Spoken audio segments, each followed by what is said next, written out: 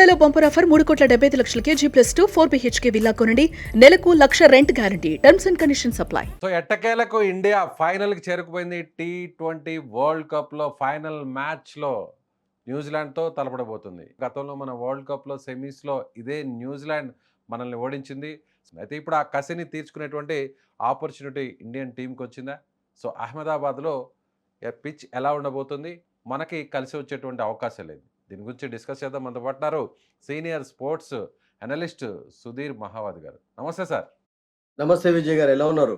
Fine అండి, good good. So అందరం కూడా హ్యాపీగా ఉన్నాం. నిన్న జరిగినటువంటి మ్యాచ్ కంటగా కొనసాగింది. చివరి ఓవర్ వరకు కూడా ఆ టెన్షన్ క్రియేట్ అయింది. మన ఫస్ట్ బ్యాటింగ్ పూర్తయ్యేసరికి 253 అంటే ఈజీగా అసలు ఎవరు కూడా దగ్గరికి రాలేరు, ఆల్మోస్ట్ 200 బిలోనే ఆల్అవుట్ చేసేస్తారని అందరూ కూడా ఊహించారు. బట్ ఇంగ్లాండ్ మాత్రం ఒక గట్టి ఫైట్ ఇచ్చింది. చివరి ఓవర్ వరకు కూడా మ్యాచ్ వాళ్ళ వైపే ఉన్నది. అనూహ్యంగా లాస్ట్ ఓవర్లో మ్యాచ్ ఇండియా వైపు తిరిగింది. ఏమంటారు? It was an absolute thriller Vijay, డౌటే లేదు. చాలా రేర్ గా చూస్తుంటాం అంత బిగ్ స్కోరింగ్ మ్యాచెస్ చేజ్ చేస్తున్నప్పుడు దగ్గరికి రావడం అనేది. It was so near so far అయిపోయింది ఇంగ్లాండ్ కు. అండ్ ఫెంటాస్టిక్ ఎఫర్ట్ కనబరిచారు అందులో, డౌటే లేదు. మీరు చెప్పినట్టుగా Bethell was magnificent yesterday. Actually the youngster ఒక మెయిన్ స్టార్ బ్యాటర్ గా ఎదుగుతున్నాడు ఇంగ్లాండ్ టీమ్ లో. అదొక మంచి న్యూస్ ఫర్ వాళ్ళకు ఫ్యూచర్ విషయం మాట్లాడినట్లయితే. కపుల్ ఆఫ్ ఓవర్స్ లో ఇండియా పట్టు బిగించారు టోటల్ గా చెప్పాలంటే. That's 18th over of Bumrah was very key for India. Actually ఆ పర్టికులర్ ఓవర్ లో ఎప్పుడైతే 6 runs మాత్రమే ఇచ్చాడో అక్కడ ఇంగ్లాండ్ టోటల్ గా మరొకసారి బ్యాక్ ఫుట్ లోకి వచ్చింది. అండ్ ఆ తర్వాత మరొక నెక్స్ట్ ఓవర్ లో కూడా Hardik Pandya gave only 9 runs. And అక్కడ లాస్ట్ ఓవర్ 29-30 runs సాధించాలంటే ఇంత ఈజీ కాదు ఏ టీం కైనా కానీ, ఎంత పెద్ద పెద్ద బ్యాటర్స్ ఉన్నా కానీ. రేర్ గానే చూస్తుంటాం 30-25 runs సాధించడం. That happened in Kolkata Brathwaite innings ఫైనల్లో అగైనెస్ట్ ఇంగ్లాండ్. బట్ చాలా కష్టం. అప్పటికే 18th ఓవర్ వరకు వాళ్ళ చేతిలోనే ఉండింది. మీరు చెప్పినట్టుగా 3 overs లో 45 runs కొట్టడం అనేది అంత పెద్ద కష్టమైనటువంటి పని కాదు. దట్టు ఎందుకంటే వాళ్ళకి వికెట్లు కూడా 4-5 వికెట్స్ ఉన్నాయి చేతిలో. మీరు మార్కులు ఎక్కువగా కొంచెం కెప్టెన్ సూర్యకుమార్ యాదవ్ కూడా ఇవ్వాల్సిందే. The way he made changes in the bowling. Actually ముఖ్యంగా బుమ్రాను ఆ స్పెషల్ ఎఫర్ట్ కొరకు ఉంచాడు కూడా. అసలు యాక్చువల్గా అతనికి తెలుసు మధ్యలో ఎప్పుడైతే Bethell and Curran Jacks runs సాధించడం మొదలు పెట్టారో, ఈ అండర్స్టూడ్ దట్ సిచ్యువేషన్ ఇటువంటిది అరైజ్ కావచ్చు అండ్ ఒక టైట్ ఓవర్ కొరకు డెఫినెట్లీ అవసరం ఉంటుందని చెప్పి. అండ్ ఆ టైట్ ఓవర్ బుమ్రా వేయడం, ఆ తర్వాత మరొక టైట్ ఓవర్ హార్దిక్ వేయడం, ఈ 2 overs లో మ్యాచ్ చేంజ్ అయిపోయింది. అండ్ చివరికి ఒక థ్రిల్లింగ్ విన్ ఇండియా సాధించింది 7 runs తోటి. And in to the finals for the 4th time in T20 world cup లో. 2007 లో గెలిచారు, తర్వాత 14 ఐ థింక్ శ్రీలంక అగైనెస్ట్ ఓడిపోయినారు ఇన్ మీర్పూర్ లో. That was a close match actually. And ఆ తర్వాత లాస్ట్ వరల్డ్ కప్ గెలిచారు. సో 4th time ఫైనల్లో ప్రవేశించారు. న్యూజిలాండ్ నేను అనుకుంటాను ఓన్లీ వన్స్ మాత్రమే ఫైనల్ ఆడారు. 2021 లో అగైనెస్ట్ ఆస్ట్రేలియా ఓడిపోయినారు. సో ఒకసారి గెలిచి ఓడిపోయినారు, గెలిచారు. సో మరొక మంచి ఛాన్స్ ఉంది. సో బ్యాక్ టు బ్యాక్ ఇప్పటి వరకు అయితే టైటిల్స్ లేవు ఏ టీమ్ కూడా T20 వరల్డ్ కప్ లో. హిస్టరీ ఇక్కడ మనం you remember I think 1 month ago మనం డిస్కషన్ చేసినప్పుడు కూడా Vijay, one of the favourites గా ఇండియా ఉంటుంది, వన్ ఆఫ్ ది ఫేవరెట్స్ గా న్యూజిలాండ్ కూడా ఉంటుందని చెప్పాం. అండ్ ఇప్పుడు both the teams in the finals. So it is definitely going to be an exciting final in Ahmedabad అండి, డౌట్ లేదు. T20 వరల్డ్ కప్ స్టార్ట్ అయ్యే ముందు వరకు కూడా అద్భుతమైన ఫామ్లో ఉన్నాడు. ఒంటి చేత్తో వరుసగా మ్యాచ్లన్నింటినీ గెలిపించినటువంటి అభిషేక్ ఒక్కసారిగా ఐసీసీ ఈవెంట్కి వచ్చేసరికి ఒక్కసారిగా పూర్తిగా చేతులెత్తేసినటువంటి పరిస్థితి. ఒకే ఒక్క మ్యాచ్లో హాఫ్ సెంచరీ చేశారు. నిన్న కూడా చాలా నిరుత్సాహపరిచారు. సో ఆల్మోస్ట్ అందరు బ్యాటింగ్లోకి వచ్చినటువంటి ప్రతి ఒక్కరు కూడా తమ స్థాయికి తగ్గట్టు నిన్న మ్యాచ్ ఆడారు, ఒక్క అభిషేక్ శర్మ తప్ప. సో ఫైనల్ మ్యాచ్లో అభిషేక్ని ఉంచుతారా, లేదంటే అభిషేక్ ప్లేస్ని ఏదన్నా మళ్ళీ వేరే వాళ్ళతో భర్తీ చేసేటువంటి ఛాన్సెస్ ఏమన్నా ఉన్నాయంటారా? ఇంకా 2 days to go for the final Vijay, but that will be a tough call also Abhishek drop చేయడం అనేది. అంటే మీరు చూడండి T20 లాంటి వరల్డ్ కప్ లో T20 మ్యాచ్ లోనే మీరు ఎనీ మ్యాచ్ తీసుకున్నా కానీ ఎవ్రీ బ్యాటర్ అయితే మీకు ఆడరు. మీరు నలుగురు మెయిన్ ప్లేయర్స్ ఇద్దరు ఆడితే సరిపోతుంది రియల్ గా చెప్పాలంటే. నిన్న ఇంగ్లాండ్ లో ఎంతమంది ఆడారు చెప్పండి? ఒక బెథెల్ ఆడాడు, తర్వాత 35 we saw ఫ్రమ్ కరణ్ నుంచి, తర్వాత జాక్స్ నుంచి చూసాం కొన్ని ఇంపార్టెంట్. మిగతా వాళ్ళందరూ కూడా ఫెయిల్ అయిపోయినారు. సో అట్లాగే నిన్నటి ఇండియన్ ఇన్నింగ్స్ లో కూడా చూసుకున్నట్లయితే 89 ఫ్రమ్ సంజు సామ్సన్, మిగతా వాళ్ళు డుబే ఒక మంచి ఇన్నింగ్స్ ఆడాడు. తర్వాత చివరిలో ఆఫ్ కోర్స్ తిలక్ వర్మ కొన్ని షాట్స్ ఆడడంతో ఆ స్కోర్ చేయగలిగారు. సో ఎవ్రీబడి మీకు ఆడరు రియల్ గా చెప్పాలంటే. అంటే ప్రతి మీకు ఏ మ్యాచ్ ఏ టోర్నమెంట్ తీసుకున్నా కానీ. బట్ అతని ఫామ్ టాప్ ఆర్డర్ లో మీరు అన్నట్టుగా చాలా చాలా కీలకమే ఇండియాకు. అండ్ ఒక్కొక్కసారి జరుగుతూ ఉంటుంది because is a wonderful player actually. Power play లో we all know that what kind of impact he makes actually అతడు ఫామ్‌లో ఉన్నప్పుడు. But it's not been his tournament. Only 150 against Zimbabwe మినహాయించి మీరన్నట్టుగా స్ట్రగుల్ అవుతున్నాడు. దానికి నేనేమనుకుంటానంటే ఒకసారి ఎప్పుడైతే అస్వస్థతకు గురైపోయినాడో మళ్ళీ స్టమక్ ప్రాబ్లమ్ వల్ల మళ్ళీ తిరిగి రావాల్సొచ్చింది. అండ్ ఆ అవకాశాన్ని సంజు సామ్సన్ రియల్‌గా 2 చేతులా తీసుకున్నాడని చెప్పాలి. బికాస్ ఢిల్లీలో ఆ ఛాన్స్ అతనికొచ్చింది. ఒక పెద్ద ఇన్నింగ్స్ ఆడకున్నా గాని, he played very good shots actually. మళ్ళీ అతన్ని ఆడించారు. అండ్ ఆ తర్వాత we know that last couple of మ్యాచెస్‌లో Sanju Samson has been hero in India's batting. But Abhishek శర్మను పక్కకు పెట్టడం అనేది నేను అనుకుంటాను అంత ఈజీ డెసిషన్ కాకపోవచ్చు. బికాస్ మీరు చూడండి, అతన్ని పక్కకు పెడితే ఎవరిని ఆడిస్తారు? అతన్ని పక్కకు పెట్టి మరి ఇండియా మరి న్యూజిలాండ్ బ్యాటింగ్ కూడా స్ట్రాంగ్‌గా ఉందని ఒక బౌలర్‌ని ఎక్స్‌ట్రా ఇంక్లూడ్ చేస్తారా? ఆర్ లేకుంటే రింకు సింగ్‌ని తీసుకొని, రింకు ఒక్కడే కదా మీకు ఆప్షన్ ఉన్నది. రింకు ఒక్కడే ఆప్షన్ ఉన్నది. ఆ రింకు ఆడినట్లయితే మీకు డౌన్‌లో ఆడతాడు. అంతవరకు ఒక్కసారి బ్యాటింగ్ కూడా మీకు రాకపోవచ్చు. 7థ్, 8థ్ డౌన్ వరకు చాలా రేర్‌గా టీ20 మ్యాచెస్‌లో మీకు బ్యాటింగ్ వస్తది విజయ్. సో అందుకని అభిషేక్ శర్మ నాకు అనిపిస్తది ఇంపార్టెంట్ మ్యాచ్‌లో తీయకపోవచ్చు.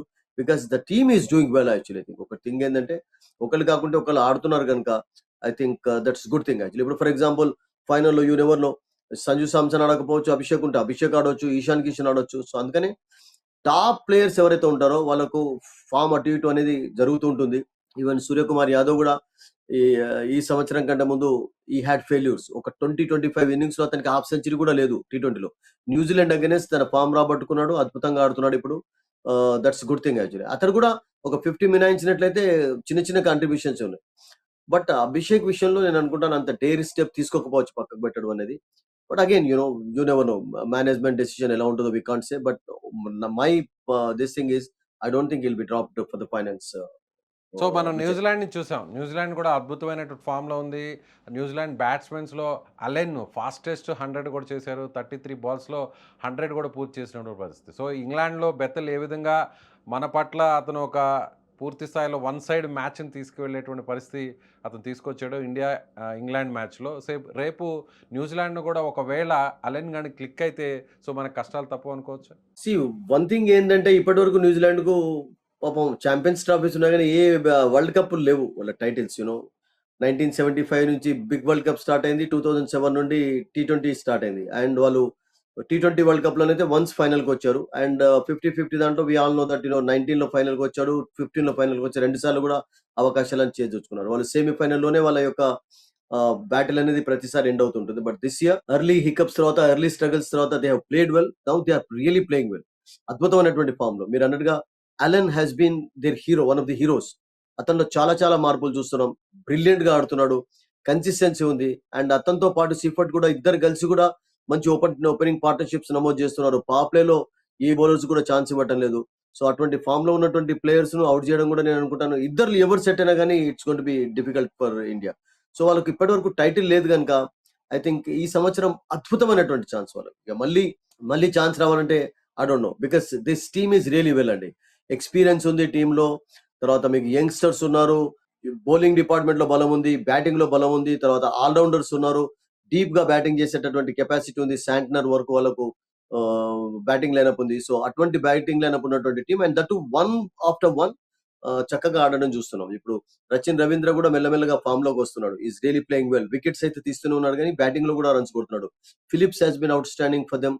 తర్వాత చాప్మెన్ చాలా చక్కగా మిడిల్ ఆర్డర్ లో ఆడుతున్నాడు. ఒకవేళ టాప్ ఆర్డర్ కొలాప్స్ అయినట్టయితే తర్వాత వాళ్ళకు మిచెల్ ఉన్నాడు. ఐ థింక్ నిషామ్ లాంటి players they have got a fantastic lineup అండి. అంటే లాస్ట్ వరకు కూడా వాళ్ళకు బ్యాటింగ్ లైనప్ ఉంది కనుక it is the best chance for them. Absolutely చాలా అద్భుతమైనటువంటి ఛాన్స్ ఉంది. యా, శాంట్నర్ కూడా చాలా చక్కగా ఆడతాడు విజయ్ మీరు చెప్పినట్టుగా. సో బౌలింగ్ లో ఫర్గసన్ ఒక స్పెల్, వి నో దట్ ఈ can change the complexion of the match. తర్వాత హెన్రీ న్యూజిలాండ్ వెళ్ళి మళ్ళీ వచ్చాడు, we know the reason also. And ఆ తర్వాత మీకు డఫీని తీసుకున్నట్లయితే డఫీ తర్వాత వాళ్ళకు మెకనీని ఆడిస్తారా లేకుంటే మరొక పేస్ బౌలర్ ని తీసుకుంటారా against India, we don't know. Because New Zealand మీకు అహ్మదాబాద్ లో కూడా అహ్మదాబాద్ లో ఒక ప్రాబ్లం ఏంటంటే ఒకవైపు మీకు బౌండరీ లైన్ చాలా దూరంగా ఉంటుంది. సో అక్కడ బౌండరీస్ కంటే మీకు టూస్ సింగిల్స్ చాలా ఉపయోగపడతాయి. స్ట్రాటజీ కూడా వేరు ఉండాలి. ఇండియాది కానివ్వండి, న్యూజిలాండ్ కానివ్వండి. సో అటువంటి గ్రౌండ్ లో ఆడబోతున్నారు కనుక I think it's going to be difficult. And New Zealand have a good chance అండి. వాళ్ళు కూడా ఎప్పుడైతే సౌత్ ఆఫ్రికాను ఎఫర్ట్లెస్ గా ఓడించారో వాళ్ళ టీమ్ లో కాన్ఫిడెన్స్ చాలా పెరిగిపోయింది. And they played here. ఇక్కడ ఒక మ్యాచ్ ఆడి ఓడిపోయినా కానీ but they know the conditions. And అట్లా కాకుండా విజయ్ లాస్ట్ 4 months నుంచి ఇండియాలోనే ఉన్నారు. ఇండియన్ కండిషన్స్ కూడా అలవాటు పడున్నారు. టీ20 సిరీస్ ఆడారు, వన్ డే సిరీస్ ఆడారు. And they had some good success in India also. So that is the reason I think Ahmedabad లో నేను అనుకుంటాను New Zealand does have a chance also ఈ సంవత్సరం. అలా ఇండియాను టోటల్ గా మీరు అవుట్ రైట్ గా ఫేవరెట్ అని మాత్రం చెప్పే ఛాన్స్ అయితే లేదు. వన్ సైడ్ అయితే మాత్రం మ్యాచ్ ఉండే అవకాశం అయితే లేదంటారు final. No way, no way, no way. నిన్న ఏ విధంగా New Zealand or India equally good India actually. England మధ్య హోరాహోరీ మ్యాచ్ జరిగిందో, రేపు జరగబోతున్నటువంటి అహ్మదాబాద్ ఫైనల్ మ్యాచ్ కూడా న్యూజిలాండ్ అండ్ ఇండియా మధ్య కూడా అదే స్థాయిలో మ్యాచ్ జరగబోతుంది, అంతేనా? I think last world cup కూడా అట్లాగే హోరాహోరీగానే కొనసాగింది వెస్ట్ ఇండీస్ బార్బడోస్ లో. And if you look at the world cup history చూసినట్టయితే couple of one side matches చూసాం కానీ finals, but most of the finals have been fantastic. 2007 final ఎలా కొనసాగింది, we know that last over వరకు ఉత్కంఠ. Misbah batting చేస్తున్నాడు and Dhoni captain, కొత్త captain, youngster, actually చాలా ప్రెషర్. ఇప్పుడు ఇప్పుడు స్టార్స్ గా ఇండియన్ టీంలో ఎదిగిన వాళ్ళందరూ కూడా అప్పుడు ఆడినటువంటి వాళ్ళు. తర్వాత మళ్ళీ శ్రీలంకతో ఆడేటప్పుడు కూడా స్టార్స్ ఉన్నారు, రోహిత్, విరాట్ లాంటి వాళ్ళు ఆడారు 2014 లో ఉన్నప్పుడు. అండ్ లాస్ట్ ఇయర్ వరకు రోహిత్ అండ్ విరాట్ కంటిన్యూ చేశారు. So we have seen some exciting finals actually. And I think this final will be absolutely thrilling గా ఉంటుందని చెప్పి నాకు అనిపిస్తుంది విజయ్. లో చూస్తే ప్రధానంగా మనకి వరుణ్ చక్రవర్తి, సో T20లో వరల్డ్ నెంబర్ 1 బౌలర్గా ఉన్నటువంటి వరుణ్ చక్రవర్తి నిన్న తేలిపోయాడు. దాదాపుగా 60+ రన్స్ ఇచ్చినటువంటి పరిస్థితి. వరుణ్కి బౌలింగ్ ఇస్తే బుమ్రా ఏ విధంగా డెత్ ఓవర్స్లో స్కోర్ని కంట్రోల్ చేసి వికెట్స్ తీస్తారో, అలాగే ఏ పొజిషన్లో ఉన్నా కూడా వరుణ్కి బౌలింగ్ ఇస్తే కెప్టెన్ నమ్మకాన్ని ఎక్కడ కూడా వమ్ము చేయకుండా వికెట్స్ తీస్తాడు, రన్స్ కూడా కంట్రోల్ చేస్తాడు అనేటువంటి పేరున్న వరుణ్ వరుసగా తేలిపోతున్నాడు. రీజన్ ఏంటంటారు? చూడండి, వరుణ్ మెయిన్ గా బాల్ స్కిడ్ అయినప్పుడు, బిట్ ఆఫ్ టర్న్ ఉన్నప్పుడు కొంచెం డిఫరెంట్ బౌలర్ ని చూస్తుంటాం. బట్ కొంచెం బ్యాటింగ్ ఫేవరబుల్ కండిషన్స్ లో మీరు అన్నట్టుగా కొంచెం స్ట్రగుల్ అవుతున్నాడు. తన వెరైటీ ఏది కూడా ఉపయోగపడలేదు.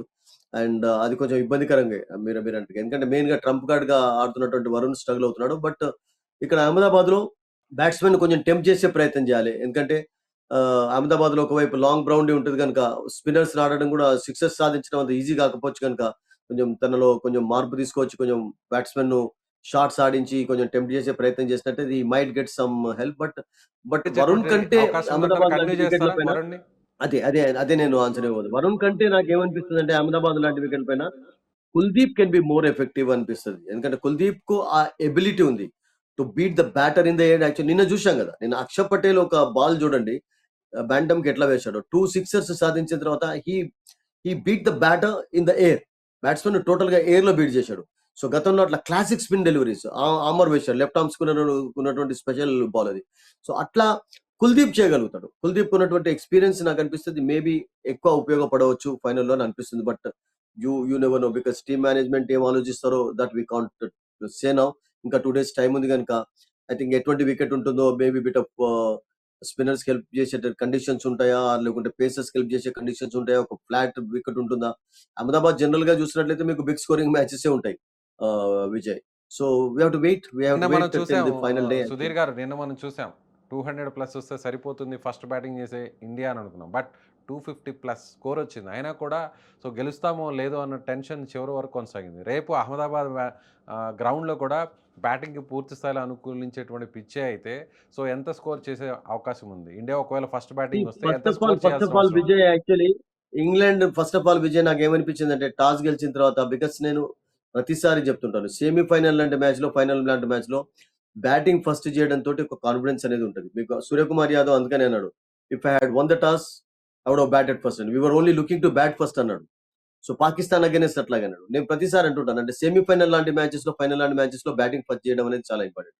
అండ్ ఇంగ్లాండ్ ఆ ఛాన్స్ వాళ్ళు కోల్పోయినారు. ఆ తర్వాత చేజింగ్ కూడా అంత కష్టం కాలేదు. బట్ చేజింగ్ స్టార్టింగ్ లో వికెట్లు కోల్పోవడంతో కొంచెం ప్రెషర్ లోకి వచ్చారు కానీ, బట్ చేజింగ్ వాజ్ ఆల్సో కొంచెం దగ్గరలోకి రాగలిగారు.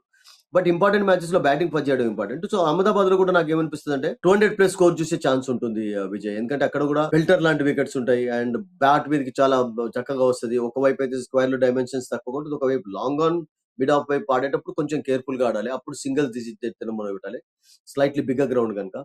But I think it's a batting wicket ఎక్కువగా ఉంటుంది మనకు. ఇప్పుడు చూసినటువంటి మ్యాచెస్ లో కూడా 200+ స్కోర్ చేశారు ఇక్కడ అహ్మదాబాద్ లో కూడా.